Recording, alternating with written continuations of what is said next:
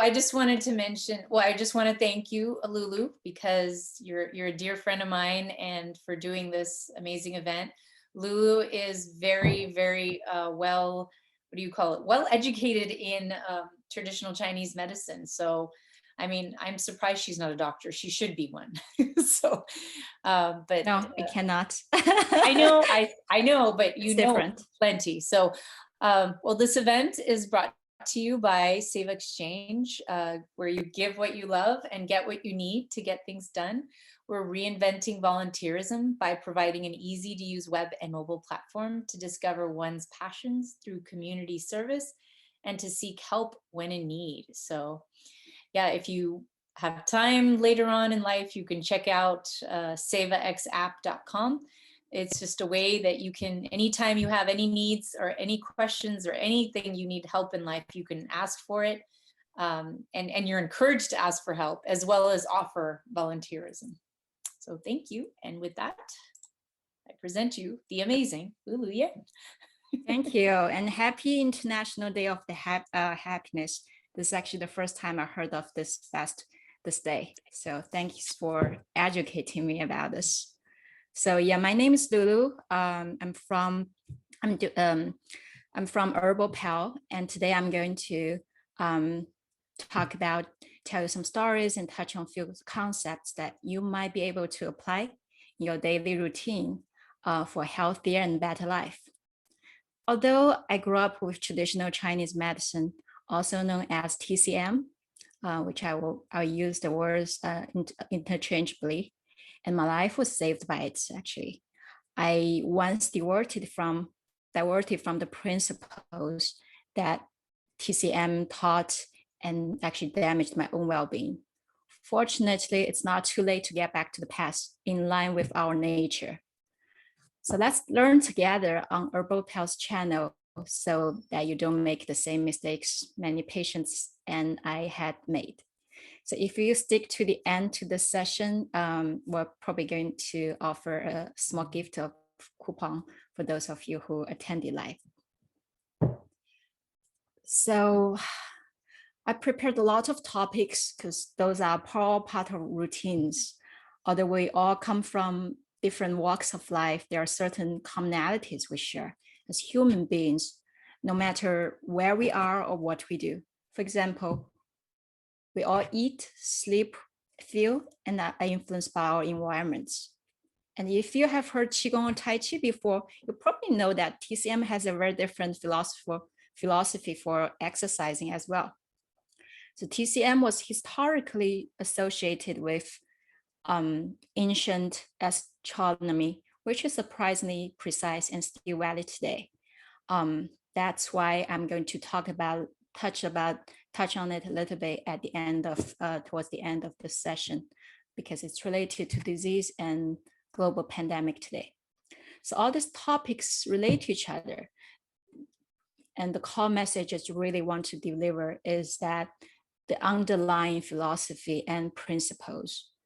I'll probably be able to only cover part of eating and environment given today's 1 hour time. So before I start, if any of you want to let me know your interest and backgrounds, because I know I want to hear stories, and you can type in the type box if that helps, or just chime in directly. Yeah. So I assume if you guys have not say anything, I assume you guys probably know yin and yang, okay? If that confuses you, you can always go back and I can always explain. Lulu, did you enable the chat? It should work. I don't know if you have to or not. Let me check. Let me see. Oh, it's working. I sent it. Oh, okay. I see, because it's not showing yet. Now I see. Great. Don't know much about that. Okay. So yeah. So so Sage, yeah, thank you for typing in. You can actually speak out. So basically, I'm going to talk about things. So whenever you hear yin and yang, or those terms that you might find of fire, water, earth, those things, just think about it as you can raise question right away, or you can think of it as a terminology. Most cases, it's not affecting the content. Like basically, what's like the sun, yin and yang to me. Like my answer will be yin and yang to me in this world. It's like 0 and 1 in the binary computer world, because the sun, the day is yang and the night is yin, and the sun is yang and the moon is yin. But I won't. I'll try to avoid saying that going forward. So thank you for feedback. So next, yeah. So I'm probably going to give some introduction about Chinese medicine and its history and its relationship with modern medicine on our YouTube channel, new YouTube channel called Herbal-Pal, given the time limit we have today. So during the modern era, you might feel that there's a lot of information overload on what we should eat and drink. Have you ever tried some foods, drinks, or supplements that have worked so well on your friends that they strongly recommended to you, but found them useless after applying them to yourself? Anita will probably say yes. And have you ever followed any diet or chosen certain foods, drinks, supplements because of some research findings from authorities? Yet within a few years, heard new scientific findings disapproving or correcting what was found. Have you ever heard contradictory advice from different authorities and ended up confused, not knowing what to follow? What's the major difference between modern and TCM tradition? Nutrition. So I once spent a Thanksgiving weekend at a friend's place in Ohio, and the young lady of the house was a successful nutritionist who worked for a major US health insurance company. So when I asked for some fresh vegetables to be added to lunch, the nutritionist friend quickly put out a bag of frozen broccolis, saying, yes, we already have that. Observing my facial expression and me staring at her, she realized that I suspected her not hearing what I requested and quickly explained, they bear the same nutritional value. I laughed, yet out of respect and curiosity, I asked her, what did she mean by the same nutrition value? She answered, the frozen broccolis have a similar vitamin and mineral composition as their fresh counterparts. Now I got it. Vitamin and other material composition is everything in their eyes in terms of nutrients. Well, I did take pre-med courses in my early college career. In physiology, we were asked to memorize a list of vitamins along with their functions and corresponding foods ranked by concentration. So I understood her immediately upon connecting dots of how most modern scientists were trained. Later, I learned that fresh frozen broccoli actually has a few times more beta carotene than fresh broccoli. Looks like a solid win in their eyes. Fortunately, that Thanksgiving was already start of winter, so dry vegetables were in fact better suited. And I did enjoy that cooked frozen broccoli seasoned with other ingredients. But the moment served as important learning to me. First, modern nutrition is based on food itself. It doesn't matter who eats it, a broccoli's nutritional value stays the same, from a baby to an old person to a pig. Secondly, foods are viewed in terms of their material composition. Fresh living plants have the same composition as the dead frozen counterparts. Hence, they have the same nutrition in those nutritionists' eyes. Previously, modern nutrition didn't care about when you ate either, but as timing of food intakes became an emerging aspect of modern nutrition, we see research with huge efforts simply proving what was taught thousands of years ago in TCM. So in the TCM nutrition system, they are all different because TCM nutrition is human-based. You might ask, what is human-based? Let me use an analogy. When you first arrive in a new city, not knowing where to get to your destination, using a fake physical destination, for example, you ask a local nearby, how can I get to Herbal-Pal? The local can tell you, Herbal-Pal is on the north end of the city. Or the local person can say, look, it's about 10 minutes walk to your right. Which answer helps you more? To me, the second answer, because I'm a person without good sense of directions. I cannot even tell where is north and where is south, which is why I got lost in the first place. So north is based on the earth. You're telling me how to turn right or left or walk straight ahead has me as the reference point. That is human-based. So regardless of your professional background, let go of the scientific training and start exploring your human sense, natural instincts. Do you think the same foods have the same effects on its consumers when it's consumed by you, a baby, a bird, or a cat? Do you think a dead corpse have the same energy as a living creature, even if they have the same material composition? You probably noticed how quick food trends change. However high the authorities are who espouse them. One day you're told all fats should be avoided at all costs, and next day you hear that some may be extremely beneficial. Food pyramids completely change within a few years. There's always new research being conducted, and big brand companies do pay off certain food producers and journalists to incorporate their products in whatever the health food craze is. With all this information, you don't know who or what to believe. But do you know that the principles written in TCM classics have been set in the stone for 5,000 years? I'm going to show you some timeless TCM principles that you can use to think critically and independently to figure out a diet that most suited to you. For example, in Yellow Emperor's Canon of it is stated that grains nourish, fruits assist, domestic animals supplement, and vegetables enrich. Why are grains fundamental? Because whatever grain products you consume, they contain seeds. And seeds are the essence of gene and fertility. What does gene mean? Gene, also called essence of life,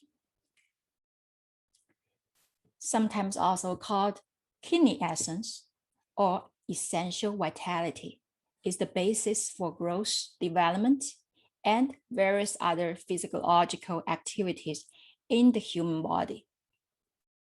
In TCM, our genetic information is understood as father's gene and mother's blood. Note that blood here has a much broader meaning than blood cells and ingredients defined by modern medicine. In TCM, the word blood is viewed as the whole circulation system that nourishes the body and maintains body movement and sensation. For example, mother's milk is converted from blood as defined in TCM. Qi, broadly speaking, is the vital life force endorsed by controlled breathing, posture, and mental thought. The active regulation of Qi is vital to one's well-being. And Shen is commonly translated as mindfulness or spirituality, but far more complex. Any foods, drinks, and drugs that are addictive is connected to your Shen. Many rituals are also connected to Shen too. So yes, when you're craving a chocolate, it's connected to your Shen. The highest realm of TCM food therapy is to adjust and enhance Shen through food and drink consumption. For example, The chocolate you're craving can be substituted with other foods or pleasures also connected to Shen, such as lily bulbs. Going back to Yellow Emperor's Canon of Medicine, a food pyramid was already written. But more than the food-based pyramid, it emphasizes the energy behind foods themselves. In modern nutrition, other than some very simple characterizations, meat is usually considered interchangeable in the diet. And the only difference is the material composition. Qi is not something modern manufacturers slap onto the back of a nutritional label. Cockfighting is seen in almost all cultures around the world. These chickens have aggression and energy, but you will never know that energy based off just looking at the nutrition label. Same with all other nutritional labels on food. Here's a picture of it. Cockfighting. Continue the example of poultry.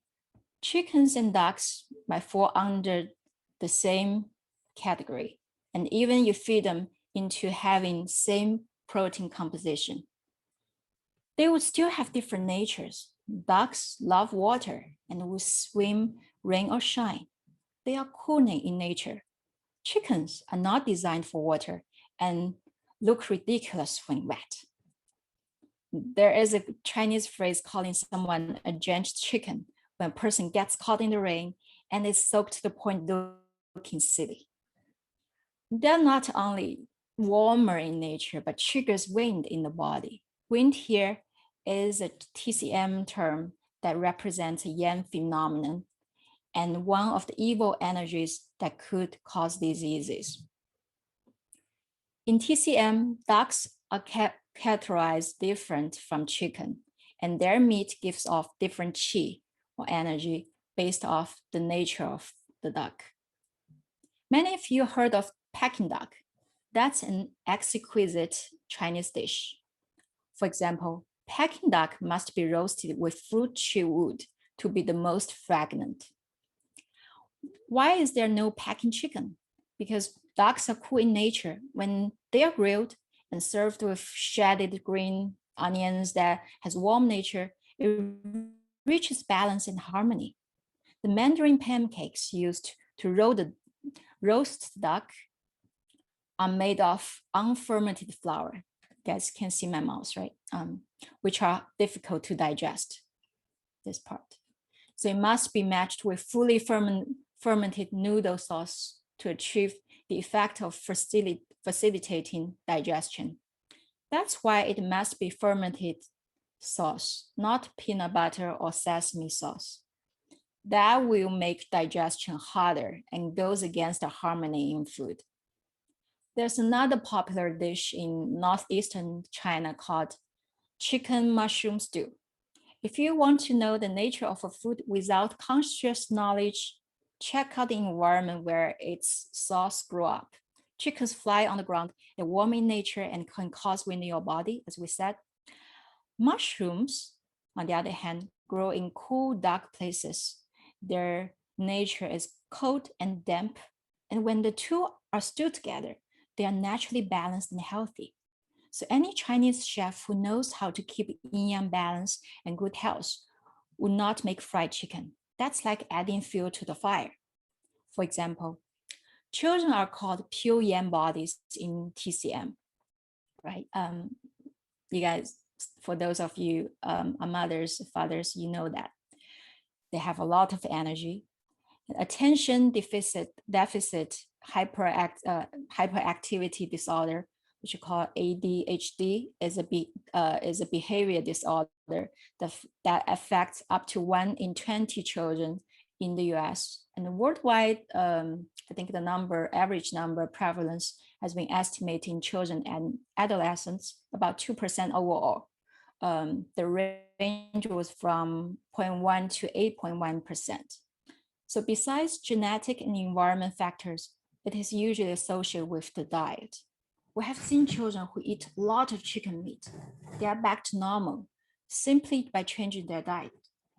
There are tons of modern research on lists of foods to avoid for certain disease. According to TCM, the simple rule of thumb is just balance and harmony. That said, if you ask me any food is good or bad, the answer would be, it depends. Because at least 3 factors needs to be considered in every TCM guided choice. That is time, space, person, more broadly known as heaven, earth, human. For example, in Chongqing, China, folks do cook the already warm-natured chicken with hot chili oil. Why? Because Chongqing has a humid subtropical climate and for most of the year experiences relatively high humidity with all months above 75%. So a diet that adds fuel to the fire helps the locals keep the dampness outside their bodies. We learn more about TCM food characterization next. But given the time we have, let me skip the very theoretical part for now. So timing matters greatly, location matters. Let me get back after the theory. So let's take a most basic and universal water, for example. People know a lot more intricacies about water in ancient China compared to nowadays, despite the technological advancement. Wang Anshi, a Song dynasty politician and scholar, and had a health issue caused by phlegm fire in TCM terms.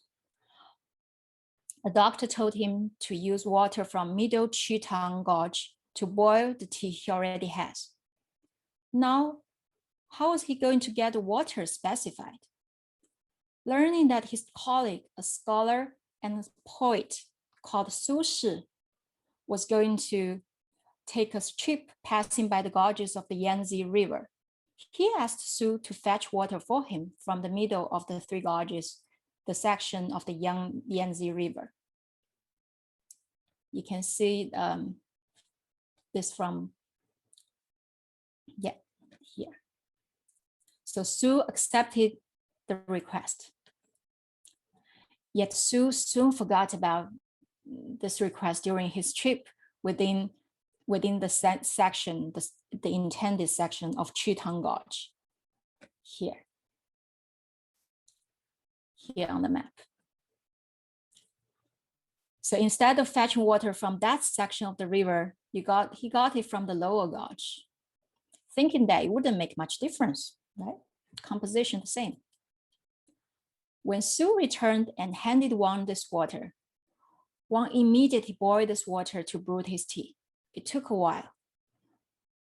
And then before the steeping tea to give off its color, it take a little bit of time. Wang asked Su, "Is this water from the middle gorge?" Su got a little nervous, yet was able to answer calmly, "Yes, sir." Wang laughed and said, "Are you trying to perform a sleight of hand on me? Obviously, it's from the lower gorge." Su was astounded and had to confess, "Oh, I enjoyed the scenery of the Chitang Gorge so much that I forgot about your request. It was only when I reached the lower gorge that I remembered it. I decided to get some water there and thought there wouldn't be much difference." "How were you able to tell which section of the gorges the water was from?"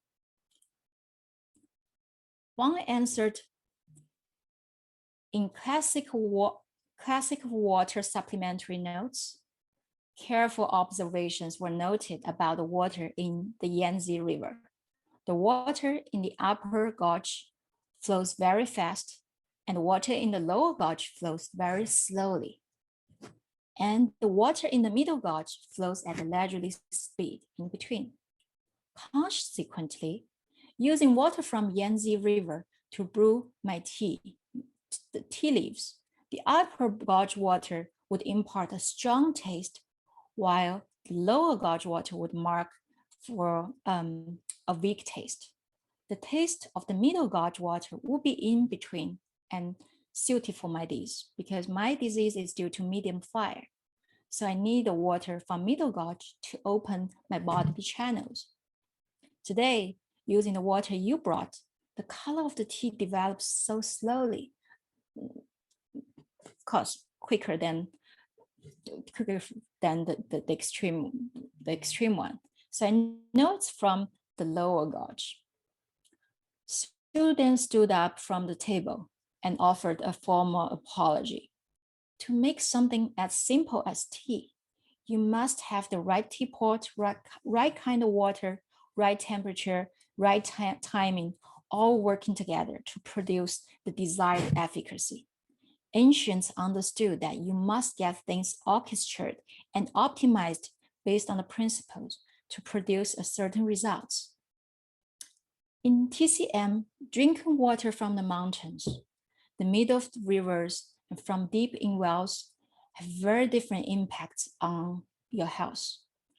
Regarding flowing and still water, Sun Smyao, a TCM doctor in Tang Dynasty, mentioned in his book that flowing water should be used to steam ginseng thank you, Anita. So it should be used to steam ginseng, while still water does not work for this purpose. While modern medicine understands that waters from different sources have different properties, it is usually based on hard factors such as pH value, mineral, and salt level. The ancients didn't know the average pH value. They still knew which water to use based on qi, energy, and other properties and where it was from. So when it comes to eating, we need to listen to our instinct. Technological advances can dull our natural instincts and capabilities. Before the prevalence of GPS, we could drive fine with just a piece of paper of map. Now I can't go anywhere without GPS. When I grew up using mechanical phones, later push-button telephones, I could remember every phone number of people I speak to. Now, relying on smartphone and Siri to dial for me, I can't even remember anyone's number other than probably 911. Similarly, when it comes to daily routine, our senses and abilities have been dulled due to the over-reliance of conscious training. Those sensation and awareness are much more important than the knowledge we learn from the industrial environment. There is a couple who are both postdoctoral scientists. When their child feels hungry, they refuse to provide food because they think scientifically it's not yet mealtime. After their child is well over the hunger peak and doesn't have any appetite anymore, but when the scientific mealtime finally arrives, they force their child to eat. Day after day, of course, their child became sick, came to help. Is that scientific at all? The child would have grown up healthier under people with no scientific knowledge, but simply traditional common sense. It is important that you also take into account of your mood. For example, do not eat when you're angry.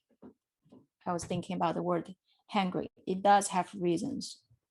Do not eat when you're angry. Same to your child. Do not scold him or her when they're eating. Wait until they finish the food, if you must. So to get to the diet right for you, do you need to find a TCM doctor to tell you what to eat? Not necessarily. If you have already, or you can develop a healthy instinct, you can trust your body. Due to healthy cravings, your body will know if you're healthy, very healthy, your body will know what foods it needs to calibrate itself, and you will feel like eating accordingly. Of course, we must stress that this is for healthy people. If a patient has diabetes and craves sugar, that was not a healthy state of nature. It's a morbid state that craving is a symptom of a disease. Cravings usually have its physical basis and you can mistrain it if constantly eating the wrong foods or being on a poor diet. For example, when I was in college, I took some nutrition classes and advocated fruits and milk. So I started following the science, quoted science. The more fruits and milk consumed, the more I craved.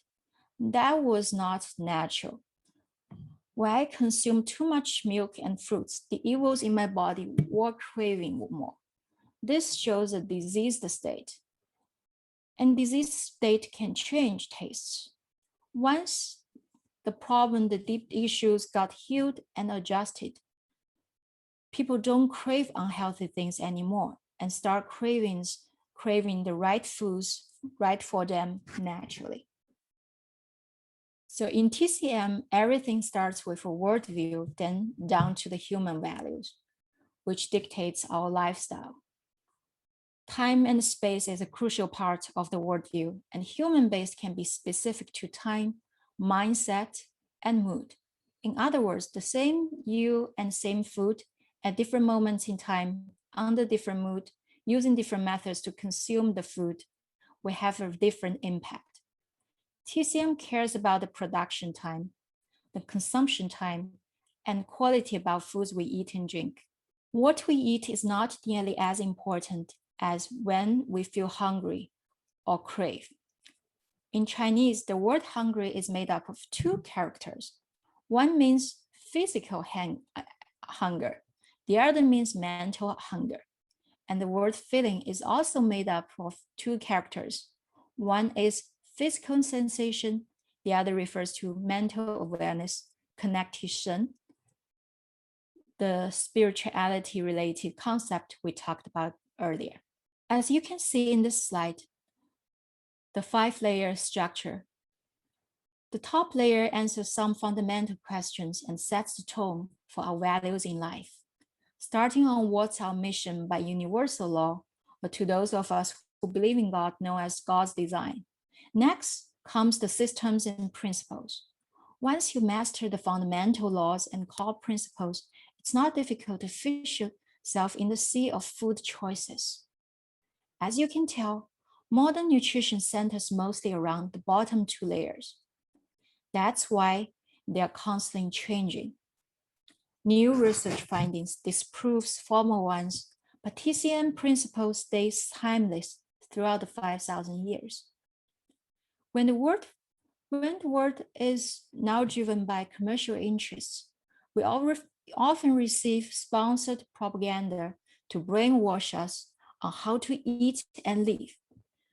When it goes so deep, retrieving back our natural instincts and spread of common sense becomes important. For example, do all adults need to drink milk? Do we really need 8 glasses of water? Do we really need to take calcium supplements?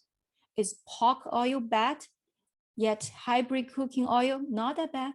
TCM focuses on awakening our instincts and the design you were born with. It looks behind the material level and examines Jin, Qi, Shen, all these invisible energies with different refined scopes. Nowadays, a lot of us are trained to be pan-scientific, trusting machines and devices more than ourselves. This is like buying shoes using a ruler instead of trusting your own feet. If you think God or the universe already gave you a decent system to sense and wear, please take care of it. Of course, if you are a pilot operating on an airplane, it's best to trust this device because aircraft cannot feel on its own and does not have qi behind it. On the contrary, human bodies are not just objects, but dynamic living systems. So given time limit, let me skip the other sections. I would like to, because I would like to mention a point related to the upcoming season And if you're interested, let me know. I can always go back to sleep. Can always go back to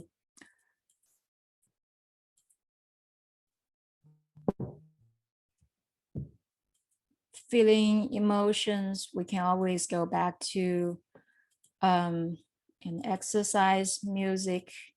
We can all go back to that if we still have time after I talk about that. And there's the herbal disease and traditional Chinese herbal medicine. So let me fast forward to,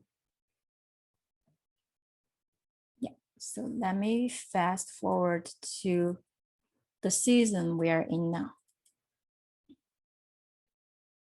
So environment, climate, health, pandemics.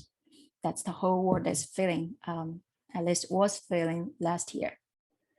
So during the Shang Dynasty, which was 17th century BC to about 1000 BC, ancient people have divided 4 solar systems: the spring equinox, the summer solstice, the autumn equinox, and the winter solstice by observing the shadow at noon.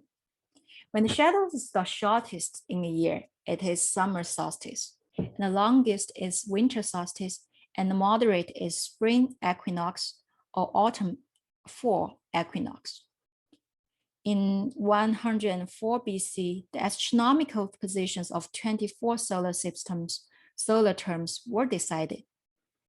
Later, we also decided 5 days is called a whole, and a year is also viewed as 72 phenologies.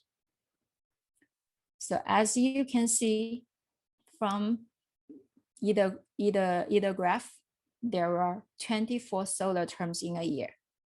And you can tell that we are currently reaching spring equinox of 2021, March 20th, we are reaching it.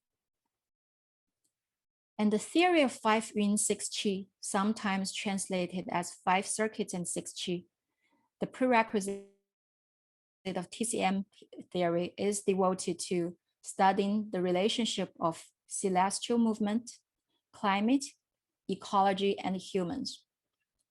In ancient China, every TCM doctor had to understand 5 yin, 6 qi with a clear view of time and space and how it's affecting human health and disease.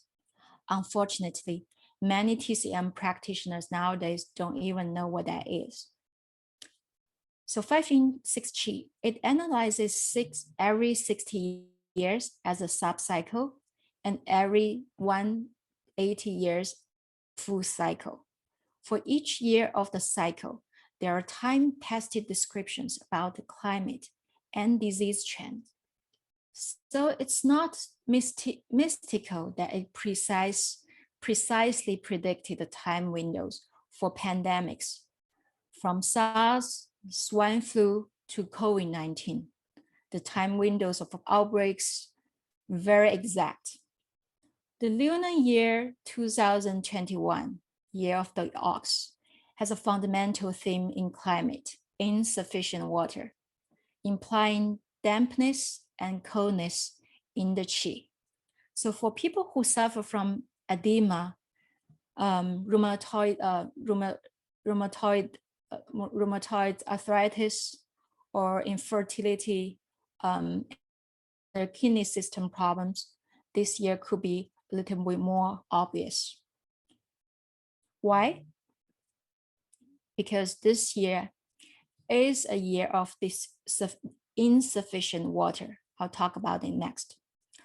So from January 20th to 2021, I mean this year, from January 20th to March 20th, which is tomorrow, it was the first, or I can call it today.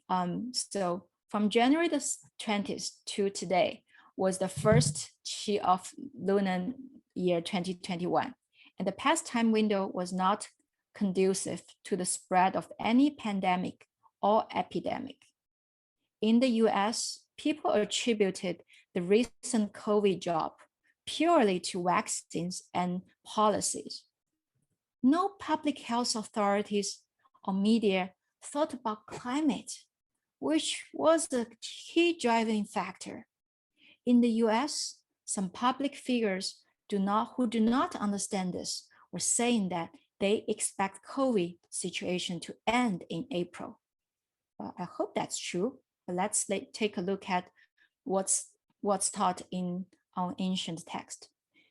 In Yellow Emperor's Canon of Medicine, for this year, which this book, by the way, was compiled 2,700 years ago. For this year called Xinchou of the 60-year cycle, during the upcoming time window, second Qi of this year, climate will change, especially from early April to late May. It has the heat from the fire and wind from the wood. Because of excessive fire, and now till April the 5th was also warm, epidemic could break out again during this time, usually having a delay in media news, if it does. And if it does break out, it may continue for a little bit. Therefore, we must take good measures to prevent the epidemic, not to overlook, but not to over fearful as well. Since the dampness and coldness due to insufficient water this year is slightly better than last year's dryness due to excessive metal. So during this upcoming time window called second Qi, if pneumonia or nose bleeding occurs, it is best to add some traditional medicine that has heat clearing and dampness reduction effects. Every herbal medicine I prepared in section we'll talk about again on our YouTube channel needs to consider time, space, person too. So for those who have more interest in this ancient theory and modern application, feel free to check out my Medium posts. I will also put on more topics that we did not have time to talk about on Herbal-Pal's YouTube channel. So please subscribe and share to those who might benefit from traditional Chinese medicine. So questions, can unmute if anyone has questions. We haven't went over some of the topics given the time we have. Questions? Okay, if no questions, then thank you. Oh, actually, let me see. Thank you. Yeah, let me know what, thank you for typing. You can actually unmute for those who are interested in speaking up or asking questions. I prepared a lot of things, but given the time limit, only touched on a little bit more about, mostly about food and a little bit about the climate impact on the upcoming season. Okay, so if no questions, let me give out the gift we promised in the beginning. So thank you for joining us on the talk today. We would like you to offer you a $20 credit with any service or product of $1.99 at herbal-pal.org, as well as dentipal.org. Use the We Care Holistic. I'll send us a message, and I'll type. Actually, let me just type there. So use the code I share to redeem the credit. It's valid for a month. So please subscribe to our YouTube channels if you like to learn more about the topics that we did not have time to discuss today. Traditional medicine, it's really a big treasure. A lot of things from sleeping, dreams, insomnia, to exercising, to music, a lot of things. When I was preparing this, I got more excited because there's tons of things we can retrieve from the ancient wisdom that will stay timeless and allow your natural instinct to make choices for you. And we plan to have a lot of educational contents coming up soon. So stay tuned and subscribe to our channel. thank you for your time, and I look forward to talking with you again on YouTube's channel. We do have a lot more contents to share, as you guys probably seen before. But let me just stop here, because as I will touch on when we talk about sleep, good timing for those of you who are in California, especially East Coast. Now it's a little bit late on East Coast, and for those of you in California, this is actually time to prepare, go to bed. If we can do it early, 9 p.m., prepare to wind down and prepare to bedtime. It's really good for your health. So let me stop there, and thank you. And hopefully we can talk again and hear your feedback. Feel free to email me or subscribe to our channel. That's highly encouraged. And let me know if you need to apply the credit elsewhere, for example, for our consultations. But I'll put up a lot of free contents on the YouTube channel of Herbal-Pal, Herbal-Pal. Thank you so much. Bye. Thank you. Thank you. And stay tuned for our YouTube channel for more contents. I hope you have a good night.